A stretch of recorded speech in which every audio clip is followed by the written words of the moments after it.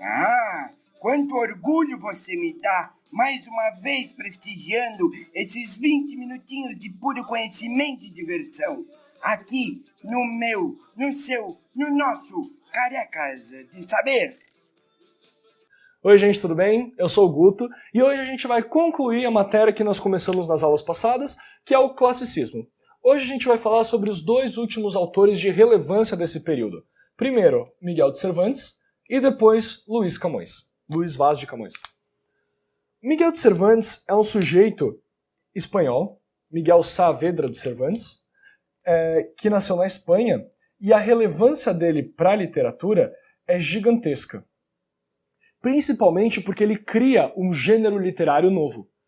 Ele não segue a epopeia, ele não segue o lírico, ele cria o que nós hoje vamos chamar de romance.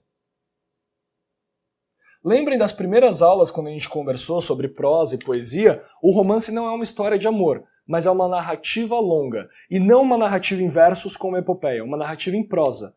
Portanto, o Miguel de Cervantes cria a primeira narrativa longa em prosa.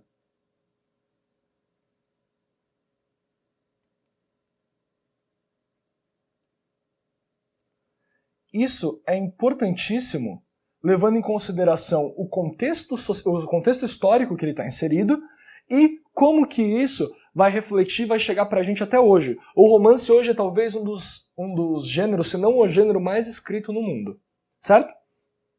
A epopeia, se a gente pensar na epopeia, a gente pensar nos gêneros dramáticos e líricos, sempre falam de um grande herói, de um sujeito inalcançável, de um modelo social a ser seguido, como que nós temos que melhorar para alcançar esse sujeito. Então sempre trabalha com um sujeito acima de nós, um sujeito inalcançável. Conforme a sociedade burguesa foi ganhando força e foi aparecendo nesse período, a sociedade burguesa já não tinha mais tanto interesse em ouvir a história desses sujeitos elevados. Ela não tinha mais tanto interesse em ficar ouvindo que tal herói consegue fazer tal coisa e você, mero burguês ou plebeu, jamais conseguirá. Então a própria burguesia começa a ter uma demanda muito grande de uma obra que aborde ela mesma, que fale sobre ela. E é assim que nasce o romance. O romance seria considerada, nesse período, a epopeia da vida popular, a epopeia da vida comum, a epopeia do sujeito comum. Então, não para de se abordar um grande herói de caráter elevado e passa a ser abordado o sujeito comum, o sujeito do dia a dia, com todos os seus problemas, suas deficiências, suas virtudes. E o primeiro romance da história da nossa literatura, o primeiro romance moderno, da maneira como a gente conhece hoje, vai ser o incrível Dom Quixote. Dom Quixote de la Mancha.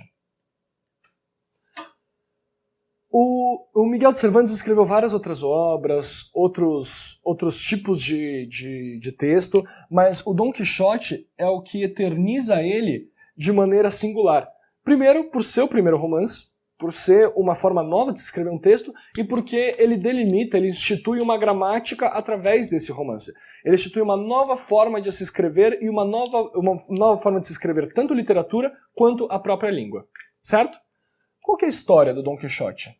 É um homem, um fidalgo um pouco quebrado, que viveu a vida inteira lendo vários livros, lendo várias obras, e ele gostava muito das novelas de cavalaria. As novelas que tratavam do rei Arthur, do cavaleiro que ia em uma missão gigantesca. Então, Dom Quixote aborda uma temática epopeica, aborda uma epopeia, mas a gente vai ver que não é de fato uma epopeia. Porque o Dom Quixote, o Afonso Quijana, que é o sujeito que gosta de ler esses livros, ele vai começar a ficar louco. E ele vai começar a questionar a própria vida dele, quem ele é, e de repente ele decide que ele não é mais Afonso Quijana. A partir daquele momento, ele passa a ser Dom Quixote. E sendo Dom Quixote, ele pega um monte de panela, um monte de coisa que ele tinha em casa, veste umas armaduras muito estranhas e monta no seu cavalo e vai em busca de aventura. E ele encontra no meio do caminho o famoso Sancho Panza. O Sancho Panza acaba sendo o escudeiro do Dom Quixote. Acaba sendo o sujeito que vai acompanhar o Dom Quixote, muito também por causa de um dinheiro que ele receberia, mas acaba sendo a companhia eterna do Dom Quixote. E o Dom Quixote ele é um sujeito que ele vive no mundo dos livros que ele lia. Ou seja, ele acredita que ele está vivendo uma epopeia, mas o Cervantes mostra pra gente o tempo todo que essas epopeias não existem, que ele está vivendo uma outra vida, a vida burguesa, a vida real. Mas o Dom Quixote é uma obra que discute incrivelmente o que é a loucura. O que é a loucura, o que é estar louco, o que é ser feliz ou infeliz. E sempre fica aquela pergunta, quem é louco? O Dom Quixote, por ter desistido de todas as coisas, as amarras sociais dele, ter ido viver o sonho dele, ter ido buscar as grandes aventuras que ele queria, por mais que elas não fossem possíveis, ou o louco era a pessoa que se mantinha amarrado aos padrões sociais, às amarras, à infelicidade. A questão da loucura é muito colocada nessa obra, e é por isso que ela é tão grandiosa, por ela se manter tão atual, mesmo tendo sido escrita nesse período. Certo? No final da obra, Dom Quixote acaba falecendo, ele já está debilitado de saúde, e existem várias cenas muito bonitas. Existe a cena que ele acredita que um moinho de vento é um monstro, e ele vai enfrentar o moinho de vento, ele toma um pau do moinho de vento, porque ele tenta subir e acaba caindo, o moinho de vento bate nele. Existem várias discussões dentro da obra e a relevância que essa obra tem para a história da literatura. Portanto, Miguel de Cervantes talvez seja o autor espanhol mais importante da história, principalmente por estar nesse período classicista, onde nesse classicismo tudo é fundado. As línguas acabam sendo fundadas. A gramática de cada idioma acaba sendo fundada. Claro, agora a gente vai dar uma apagadinha aqui no Cervantes, foi uma introdução rápida, e a gente vai gastar um pouquinho mais de tempo aqui no Camões, que é o autor que dá origem à nossa língua portuguesa e à nossa grande literatura, certo? Bom, gente, agora a gente vai, enfim, terminar o classicismo. Vamos falar do último dos autores que a gente tinha postulado e um dos mais importantes para nós enquanto país falante de língua portuguesa. A gente vai falar do Luís Camões. Camões é considerado talvez um dos maiores poetas da história de Portugal. Ele tem uma história muito triste em relação à própria vida dele, sempre cheia de problemas, de confusões, de prisões, de mortes e perdas, mas Camões foi realmente um grande poeta. Tanto que a língua portuguesa ela é institucionalizada nesse período através da gramática que Os Lusíadas tinha, através da forma como Camões escreveu Os Lusíadas. Camões vai recuperar a Grécia Antiga, vai recuperar a literatura grega, as temáticas gregas, em dois tipos de texto. O épico, que vai ser Os Lusíadas, e no gênero lírico, onde ele vai escrever diversos sonetos italianos, certo? Vamos começar conversando um pouquinho sobre Os Lusíadas, o que foi essa obra, como é que ela é constituída, e depois a gente dá uma apagada aqui e fala sobre o gênero lírico, certo? Os Lusíadas é uma obra escrita pelo Camões que aborda os grandes feitos da nação portuguesa. O personagem principal, o protagonista dessa obra, é Vasco da Gama. E a obra vai tratar sobre as viagens de Vasco da Gama, como ele chega às Índias, todas as aventuras que ele tem que passar para chegar às Índias, como ele é um sujeito de caráter elevado, como ele é um herói por alcançar essas Índias, certo? A obra ela é constituída da seguinte forma. Ela tem uma métrica muito rigorosa, ela não é livre, e ela é constituída de 10 cantos. Dom Sebastião, que era o rei da época em Portugal, disse que os Lusíadas comportavam 10 cantos perfeitos. Era uma obra perfeita. Cada canto possui 110 estrofes em média, é um número aproximado. Cada estrofe, 8 versos. Cada verso, 10 sílabas poéticas, versos decassílabos, lembra as contagens de sílaba poética? E todas as estrofes eram constituídas da seguinte forma, a rima dela, AB, AB, AB, CC. Ou seja, as primeiras rimas, elas alteravam. Elas tinha uma rima, outra. A mesma que a primeira, a mesma que a segunda. A mesma que a primeira, a mesma que a segunda. E, por fim, 2 rimas novas diferentes. E a obra inteira é constituída dessa maneira. Os Lusíadas têm cerca de 8.112, 114 versos. Imagina o quanto de trabalho esse sujeito teve para conseguir constituir essa obra sem que ele errasse, sem que ele deixasse passar uma sílaba poética, sem que ele deixasse passar uma rima, tudo extremamente metrificado. Os Lusíadas seguem com muito rigor essa beleza, esse encantamento que a Grécia Antiga e principalmente o classicismo colocam pra gente. Dentro dos Lusíadas, além da abordagem dessa narrativa de viagem, a gente vai ter alguns outros tipos de narrativas que são colocados. A gente vai ter algumas narrativas sobre a história de Portugal, que a gente vai falar já já sobre esse, que é um dos mais interessantes e mais importantes. A gente vai ter muita presença da mitologia grega. Então, enquanto Vasco da Gama se lança ao mar e busca as Índias, ele vai ter diversos confrontos e ajudas de monstros e deuses da mitologia grega, porque a gente está falando do período classicista, eles recuperam essa mitologia grega. Tem todo esse ar e toda essa conotação de paganismo, mas sem nunca esquecer que o Deus Supremo continua sendo o Deus católico. Eles todos eram extremamente religiosos. Claro? Então, durante a viagem, Vasco da Gama vai contar para várias pessoas durante o percurso, onde ele vai parando, a história de Portugal, a história do seu país, vai enfrentar diversos monstros, vai receber a ajuda de deuses gregos, assim como recebeu o confronto de deuses gregos. Logo no início da obra, Camões já fala pra gente parar de cantar os gregos e os troianos, parar de invejar Alexandre e Trajano, parar de pensar nesses sujeitos como sujeitos ideais e maiores que o português, porque o português em si era uma nação muito maior do que foi a grega e do que foi a troiana. Porque os portugueses conseguiram fazer as grandes navegações. Eles deram essa expansão marítima para o mundo e eles eram o detentor da grande tecnologia desse período em relação a isso. Certo? Dentro dos Lusíadas, uma das histórias mais importantes é quando Camões narra a história de Inês de Castro. Quem foi Inês de Castro? Naquele período, Dom Pedro, ele era um príncipe, e o pai dele era o rei, obviamente, e o Dom Pedro ele teve um casamento arranjado. Ele foi obrigado a casar com uma determinada dama, e ele acabou se casando com ela, só que com essa dama vieram algumas damas de companhia. Vieram algumas mulheres que seriam meio que criadas e ajudantes dessa dama. Entre essas damas veio a Inês de Castro.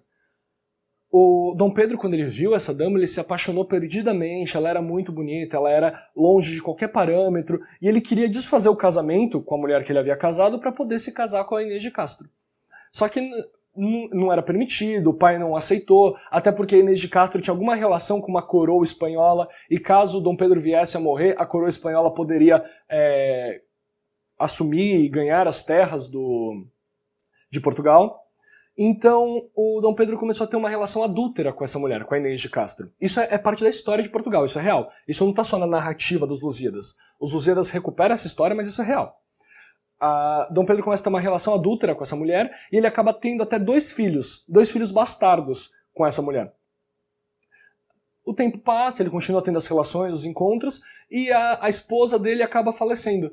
E ele enfim decide, então agora eu vou casar com a dama dos meus sonhos, eu vou casar com essa mulher que eu sempre sonhei e que eu amo tanto, que é a Inês de Castro. Só que antes eu preciso fazer uma viagem. Então ele viaja. Ele vai para a Espanha. E nesse período, o pai começa a ficar inquieto e a própria população fica inquieta. A população não quer que Dom Pedro case com a Inês, o pai não quer que ele case com a Inês. Então, o que acontece? Ele sentencia a Inês à morte. E ele fala, é pelo grande bem da nação. Você vai morrer, mas você está ajudando a gente. É pelo bem de Portugal que você vai estar morrendo. E esse rei mata não só a Inês de Castro, como os próprios netos. Mata os filhos da Inês de Castro. Com essa cena, com essa questão, quando Dom Pedro volta, dizem para ele que a Inês morreu de uma causa natural, mas um amigo revela a verdade, que o pai havia matado a Inês. O que Dom Pedro faz em toda a sua sanidade? Ele desenterra a Inês, o corpo degolado da Inês, faz com que costurem o pescoço de volta e ele proclama a Inês de Castro como rainha. A Inês de Castro se torna rainha mesmo após a morte. E ele sai por Portugal em uma caravana para que todo mundo observe a rainha, aquela que foi feita rainha após a morte. Essa é uma das principais histórias dentro dos Lusíadas, que vai narrar muitas outras histórias, principalmente a do próprio Vasco da Gama, chegando às Índias, destruindo os monstros, como eu já disse. Enfim, os Lusíadas ele vai funcionar dessa forma, como uma epopeia do povo português. Afinal, Lusíadas é de lusitano. Os Lusíadas, os portugueses, a história e a grandeza desse povo português que ultrapassa e extrapola os próprios gregos. Os gregos que influenciavam eles nessa época. Claro? Então, deixando claro essa ideia dos Lusíadas, como que é construída essa obra, o que que aborda essa viagem marítima, esses grandes feitos, esses embates, essa recuperação da mitologia e da estética grega, vou dar uma apagadinha aqui e a gente vai falar sobre os sonetos do Camões, que são extremamente importantes, certo? Bom, gente, finalizaremos agora classicismo falando sobre o lírico em Camões, sobre os sonetos. Bom, antes da gente falar sobre o conteúdo dos sonetos, o que ele discute nos sonetos, é bom a gente relembrar um pouquinho o que é um soneto enquanto gênero poético. Para o classicismo, para o Renascimento, o soneto é considerado a forma perfeita, a forma mais bonita e brilhante de se fazer um poema, porque ela tem uma métrica muito rigorosa e muito peculiar. Retomando rapidamente o que é um soneto. É um gênero poético, um gênero de poema, uma forma de se fazer um poema, com 4 estrofes. As 2 primeiras estrofes contêm 4 versos. E as 2 últimas estrofes contêm 3 versos cada uma. Por isso que normalmente, quando a gente fala de soneto, a gente fala de 4-4, 3-3. A primeira coisa que a gente responde, o que é um soneto? 4-4, 3-3. O sistema de contagem de sílabas poéticas também é metrificado. É sempre decassílabo. São sempre 10 sílabas poéticas. Certo? E existe também um sistema de rima muito importante dentro do soneto. Normalmente, as duas primeiras estrofes, elas são mais rígidas. Então não pode fugir muito de um determinado tipo de metrificação. Então esse soneto aqui, ele trabalha com a forma A, B, B, A, B,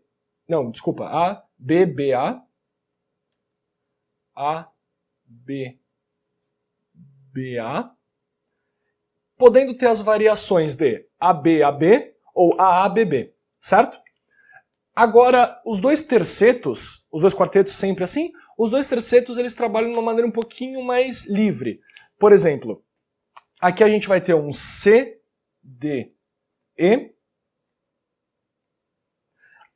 Vocês estão notando que tem aqui meio que um Lzinho, uma cobrinha e uma palavra? É porque não coube na linha de cima. Então a gente faz isso daqui para dizer que faz parte do mesmo verso, certo? Então isso daqui, até o voando, é um verso só. Aqui, 1 hora, a mesma coisa, um verso só. E aqui embaixo também, os 3 casos. E a mesma coisa, se é o jeito, ora. Ando, então a gente tem de novo um C, a gente vai ter de novo um D, e a gente vai ter de novo um E para finalizar.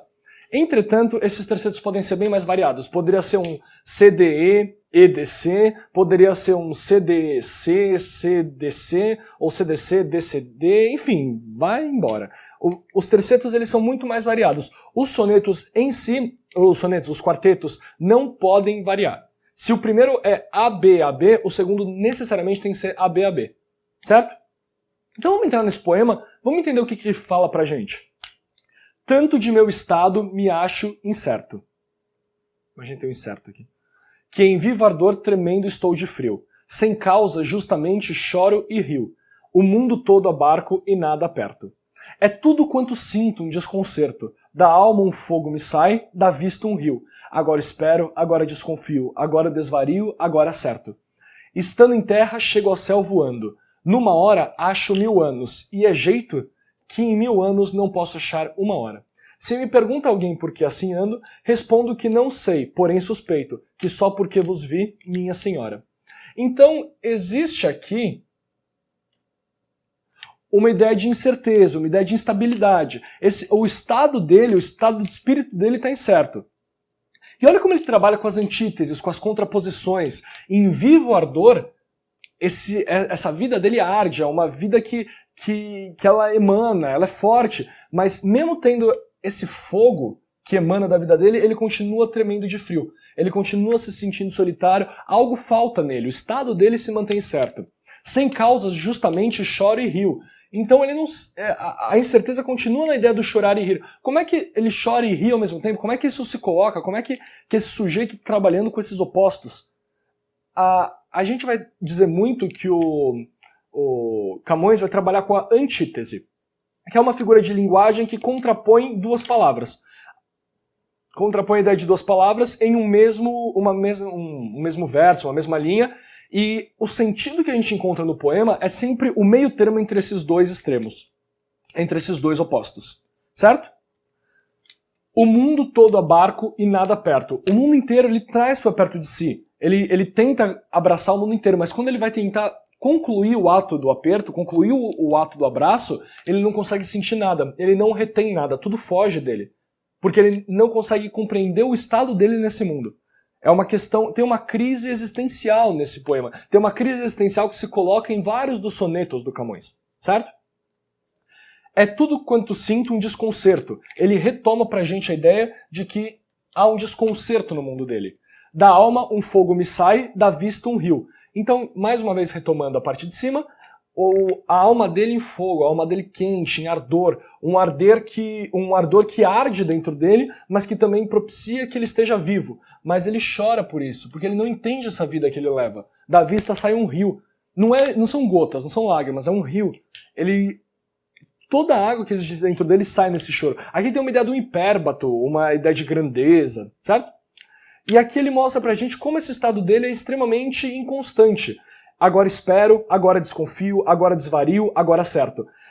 Agora ele espera que algo dê certo. No segundo seguinte, ele já desconfia, ele acha que nada vai dar certo, ele não sabe por que ele espera. No segundo seguinte ainda, daí ele vai pro saco de vez, ele não sabe o que está acontecendo, e de repente ele se acerta de novo e ele fala, bom, vamos lá, vamos esperar de novo. E é como se fosse um ciclo. A vida dele é esse ciclo que está nesses dois últimos versos, certo? Estando em terra, chego ao céu voando. Mais uma vez, ideia da antítese do paradoxo. Como é que esse cara está no chão e ele chega no céu voando? Como ele chega a esse céu voando? Provavelmente em termos de ideia, em termos de pensamento. E essa parte eu acho lindíssima. Numa hora acho 1000 anos e é jeito que, em 1000 anos, não posso achar uma hora. A vida dele é tão inconstante, é tão incerta, tão imprecisa, que uma hora que passa, cronologicamente, na vida dele, ele acha que ele viveu 1000 anos, de tanto que essa espera mata ele. Mas mesmo que ele viva 1000 anos, ele não consegue achar uma hora em que ele tenha compreendido o próprio estado. Essa compreensão sempre escapa dele.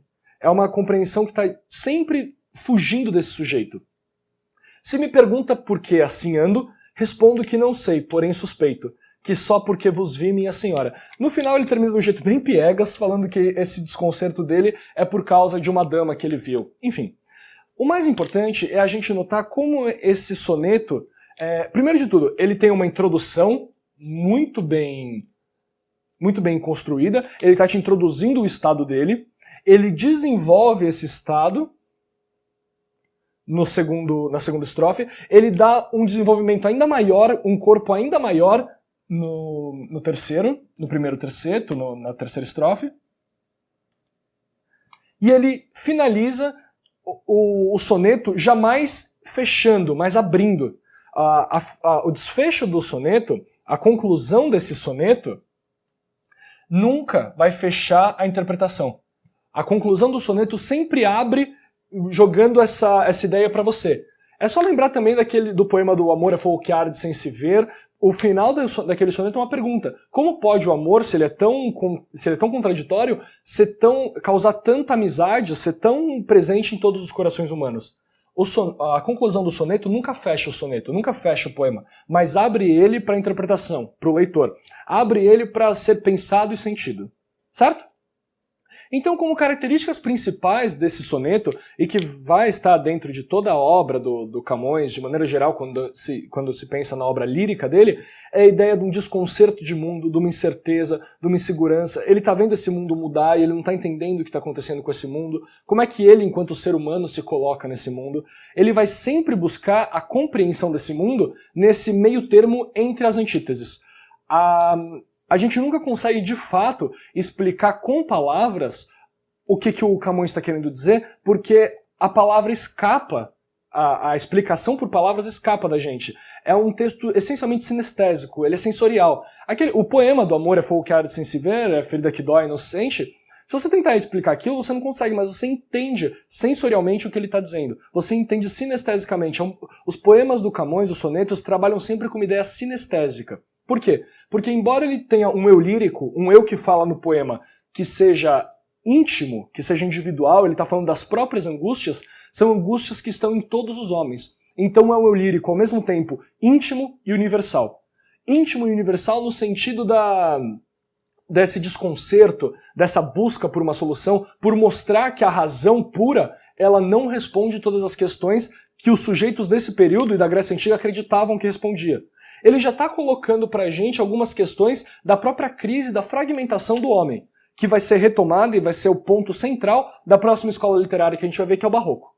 Então, terminamos aqui, fizemos uma análise rápida de um dos sonetos do Camões, vimos o que é um soneto, como que ele é construído, e aqui nós fechamos o classicismo.